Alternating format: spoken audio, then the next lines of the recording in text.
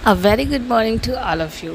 सुबह सुबह अगर नाश्ते में आपको अपनी मनपसंद चीज़ मिल जाए तो क्या बात है, ओह माय गॉड, पूरा दिन ही बन जाता है। और अगर आपकी कोई भी इच्छा कुछ भी खाने की है तो कौन पूरी करके देता है? Obviously mom. मम्मी के अलावा, माँ के अलावा कोई आपकी इच्छा पूरी कर ही नहीं सकता।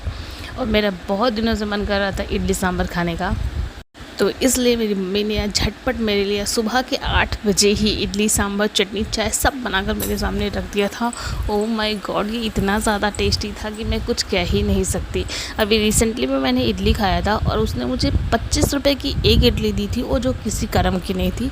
आपके यहाँ वैसे एक इडली कितने की मिलती है, कमेंट में ज़रूर बताना।